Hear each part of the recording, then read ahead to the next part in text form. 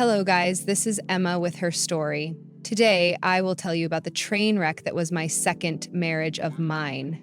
Yes, I have been married twice, and I sure don't plan to do it again. I have discovered that my taste in men is horrible, so I am better off staying single. My first marriage broke down when I found out that I was infertile. My then husband ended up leaving because he wanted biological children. At least he had the courtesy to make a smooth exit and not make my life hell. I will give him that, but it doesn't make the pain any less. My second marriage was a disaster of a different kind, and that's what my story is about. I dated Jared for 3 years and was married to him for 3. We had a great relationship, and I even got along really well with his son, Andy. Andy's mother had passed away shortly after she got divorced from Jared. So I sort of became a mother figure in Andy's life. Jared minded most of the parenting while I took on the role of the caregiver. We had a good arrangement going on, and I really thought I finally had the family I wanted. But then everything changed. One day, I found out that a diamond necklace of mine was missing. I was a gift from my late grandmother, so I really freaked out about it. There were no signs of a break-in, and the safe was also in pristine condition, so it was evident that someone close to me had stolen the necklace. Since there were no signs, I had no idea when the necklace was stolen. That's why narrowing down suspects was hard. I was really sad about the necklace and worried about someone knowing my safe's passcode, so I talked to Jared about calling the cops. For some reason, he hesitated about it and told me to think about it a little more.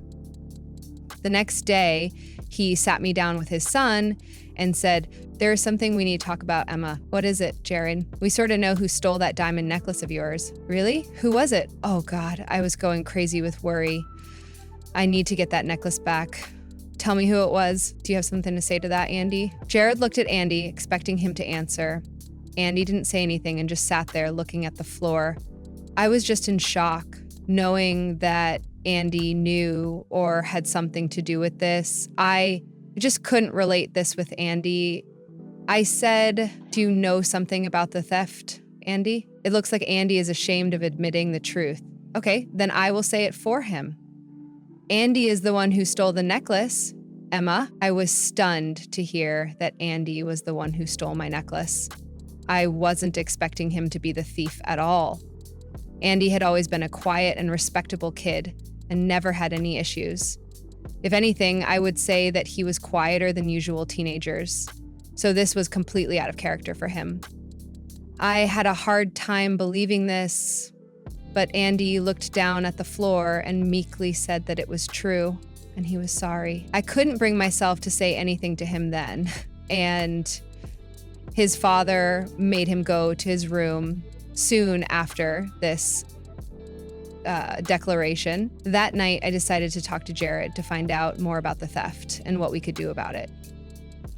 Jared seemed very uninterested in discussing anything, so I had to poke and prod him. I said, "How did you find out, Jared?" "Well, I pressured Andy a bit and he confessed. He doesn't hide anything from me." "What should we do about this, Jared? We need to do something." "There is no need to do anything now. Let it go, Emma. It's not a big deal." I was really taken aback by the way my husband just dismissed the entire thing. He literally called it a small issue. I don't know about you guys, but I definitely didn't think this was a small issue. If it had been my biological child, I would have been more upset and concerned, but Jared looked very chill about it all. I was in complete disbelief at the way he tried to blow off his son's actions. I got annoyed and said, "What do you mean that it's not a big deal? It wasn't some fake jewelry I bought off eBay. It had real gold and diamonds, Jared. This is a big thing. What can we do about it, Emma? He is just a kid. Kids do stupid things all the time. Are you really okay with this, Jared? Your kid has just stolen hundreds of dollars worth of stuff from me. Are you excusing this behavior?" No, why would I excuse his behavior, Emma? What he did was wrong, but things like this happen sometimes. As I said, he is a teenager and doesn't know any better. How are you so chill about this? You should be more concerned about this. You should be asking him what he did with that kind of money and how he got access to my safe. He lives with us, Emma. It's not hard to figure it out. Maybe you should set a stronger code next time. That can't be the only solution, Jared. We really need to talk to Andy. If you don't want to talk to him, I will do it. No, you will not talk to Andy about this. You cannot talk to him about this. The way Jared suddenly grew agitated was a big red flag in my mind. I couldn't understand why he was so against talking to Andy about the theft. It wasn't like I was telling him to beat him up or hand him over to the cops. All I wanted was to confront Andy and find out why he did it. Maybe make him earn his way back into our good graces. After all, I wanted the necklace to be replaced. I got really suspicious of Jared's nonchalance and his insistence on letting things go. I said, why can't we talk to him? What will be the problem? Look, my poor kid must be very ashamed about what he did.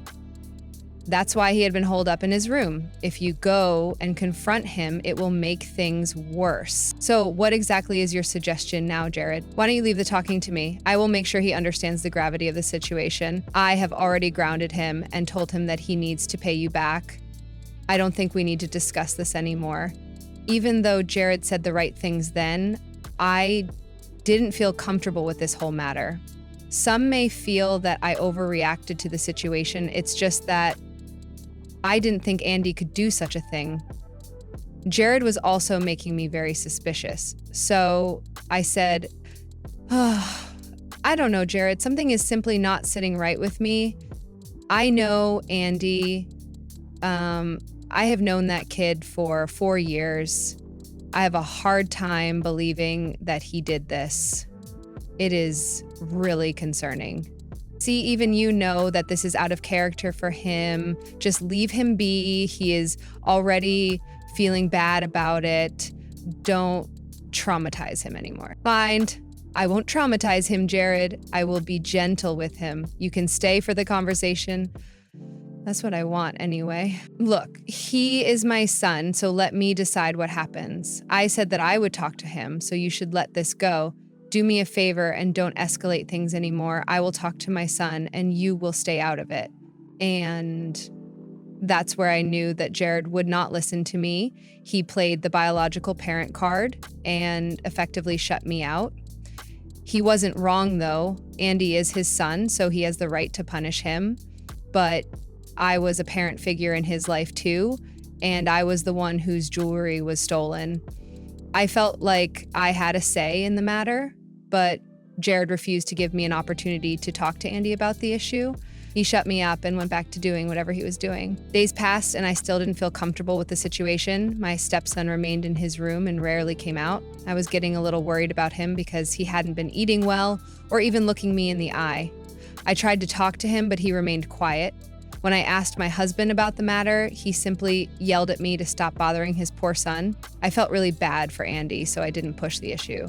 But there was this nagging doubt in my head about this entire thing.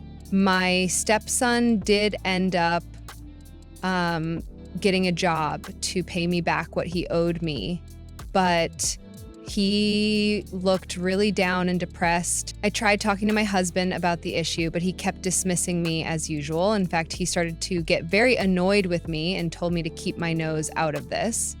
That really hurt because he was belittling me over a very serious issue. After a few days, I thought things through and decided that I needed to have some kind of conversation with my stepson. I was worried about him and also wanted to know why he did it. So I took a day off and stayed home to talk to him. My husband was away for work, so I didn't have to deal with his nonsense. I called Andy over, sat him down, and said, I think this conversation has been long due, Andy. We need to talk about what happened. What do you want me to say, Emma? Can you tell me why you did it? You must have gotten a lot of money after selling the necklace. Why did you need so much money? I had to do some stuff. I may not be smart all the time, but I knew Andy was getting a little uncomfortable. He was avoiding my questions, which made me even more concerned about him. I had a cousin who got mixed up with bad people in his teen years, and it destroyed his life. I was really scared that Andy was in that sort of situation. So I pushed him a little and tried to make him talk to me. I comforted him and said, "Listen to me, Andy. You don't have to be scared of me. I am mad and disappointed, but I am also concerned about you. Have you gotten involved with the wrong crowd? Is that why you needed the money?" "No, I already confessed, Emma. Why are you pushing this? I am sorry. I promised to pay you back." "I know that, Andy. I am happy that you are taking accountability for your actions. You look pretty depressed too, and I don't like how closed off you've gotten. I am sorry, Emma. You don't have to worry about anything. I will return all the money. Honey, I am worried about you. You may think that the jewelry is all I am concerned about, but as a parent, I am worried about you too. I may be just a stepmother to you, but you are like a child to me, Andy. I need to know if something is wrong." When I said this, Andy's face suddenly fell. As if that wasn't concerning enough, he started to full-on bawl in front of me. I have rarely seen teenagers cry like that, and the sight was awful. I immediately rushed to his side and started to try and calm him down. He was crying a lot and started to shake in my arms. His reaction was severe, so I knew that something really serious was bothering him. Even at that point, I was almost sure that Andy was in the same trouble that my cousin was in. I felt like freaking out, but I held in my emotions because calming down Andy was more important. After he calmed down a little, I wanted to gently ask him about his reactions, but I knew it wouldn't be that useful anyway, so I directly asked him what was going on. I said, "You need to tell me what is going on, Andy. I am getting more and more concerned. I promise that I won't be bad and I won't be judgmental about whatever you say. Just tell me what's going on, Andy. I promise I won't be mad. You won't be mad, but Dad will be. Ooh, I will take care of that, Andy. We don't need to tell him anything right now. We will figure something out later. Even if he does get mad, I will be here to protect you." I don't think so, Emma. After I tell you everything, you wouldn't want to be around any of us anymore. What do you mean, Andy? Does your father know something that I don't? Amy looked at his shoes and my heart sank. I had a bad feeling that Jared was well aware of what was going on with Andy, but he wasn't willing to do anything about it. I was really starting to get mad at him, but I wasn't prepared to hear how worse things actually were. Andy said, "Dad told you that I stole the necklace, right?" "Yeah." That's what he said, Andy. He said that you got scared after I began thinking about calling the cops. So you confessed to him out of fear and shame. I didn't confess anything, Emma. I didn't say anything to Dad. And how did your father know that you were the one who stole it? Because I wasn't the thief, Emma. I didn't steal your necklace. Why would I do that to you after you have given me everything? Then, why did your father take your name, Andy? Wait, are you saying that your father... Yes, Emma, Dad is the one who stole your necklace. It wasn't me. You can say that I was shocked beyond my mind at what Andy said. Never had I thought that my husband would turn out to be the thief. I knew that it was next to impossible for Andy to do something like this, but I thought the same about Jared too. That's why I wanted to get the cops involved, because I wanted to know who had breached the safety of my house. I had been feeling very unsafe and couldn't sleep at night. Now, I found out that the thief was indeed in my home, but it wasn't Andy, it was my husband. I was still in shock and disbelief. A few things just didn't make sense to me. So I said, "Why didn't you protest when I asked you about it, Andy? Why did you say that you took the necklace?" "I am sorry, Emma. I shouldn't have lied, but I had no choice. He was threatening me and telling me that he would take me to the cops and destroy my life." "Oh my God, Andy, what are you saying? Did Jared really threaten you?" Yes, he has been threatening me. Every day I have all the texts where he said he would make up a story and send me to jail. This is awful, Andy. Oh God, all this while you have been scared out of your mind because of your father. Why did he even do this? Why steal and lie about it? Do you know what he did with the money? He owed some people, Emma. He has been gambling and doing drugs again. I had no idea that my husband was the one mixing with the bad crowd. From what Andy said, I also got to know that this wasn't fresh behavior for him. Apparently, he had been involved in drugs and gambling way before he met me. That's why his first wife had left him. Slowly, in a matter of an hour, I started to learn the reality about my husband. He wasn't the person I thought he was. Andy told me everything. He told me how his father had been an addict. It was his addiction that had destroyed his first marriage to Andy's mom. She had left her with lots of debt, due to which she had worked herself to an early grave. Apparently, Jared had gotten clean when Andy was 6 and had started to better himself, but he had often relapsed and started to cause trouble. According to Andy, he managed to hide it well because he didn't want to end up in rehab again. So he stopped before anyone noticed. Andy said, "Dad's last relapse was just before you came into our lives. He has been clean until now, or at least that's why I know. So this one has happened recently. Yeah, he usually takes drugs when you are not at home. I kind of think that it is a good thing. At least he doesn't take out his anger on you. Has he hurt you, Andy?" "Yes, he has hurt me. He always has. I am kind of used to it now. It happened very recently, actually. I was begging him not to go back to his old ways. I knew that he had gambled away his savings recently. That's why he stole from you." "How did you know about that, Andy?" "I saw him taking the necklace out of your safe. I asked him about it, and he said that he needed the money for a debt he had. I knew what he was talking about, so I begged him to stop gambling and taking drugs. Well, he got mad at me, and then he basically made me take the blame. He made me take a job so that I am the one paying you back for the necklace." Andy cried again while I remained fixed in shock. All of this was just too much for me to handle as well. I had no idea that my husband had such a troubled background. He always told me that he was no contact with his family because they weren't supportive of him divorcing his first wife. He painted a very different picture for me. He told me that his wife had been abusive and landed him into debt. That's why he had such a bad credit score. This was all his explanation. I believed him because I had no reason not to. And Andy confirmed that he had been sober since he met me and only started to relapse recently. So I knew I wasn't a totally blind woman. Jared only started to indulge in his horrible behavior again. I was really at a loss of words for a long time. I spoke to Andy, and together we tried to find evidence of his stealing and his gambling problems. Andy had plenty of texts between him and his father where it was clear that Jared was the thief and not the other way around. That was enough evidence for me to make a decision. I called a lawyer to talk about a few more things. Thankfully, I had some good contacts, so I didn't have to wait for an appointment. I also got in touch with some of Andy's paternal relatives and explained the situation to them. They told me more about Jared's drug and gambling problem and provided some proof that was going to help me later. The day off was really good for me because I was able to get a lot of stuff done in a very short time. Jared was a dangerous guy, and I had realized that already. I know what happens when victims stay longer with an abuser hoping that they will change.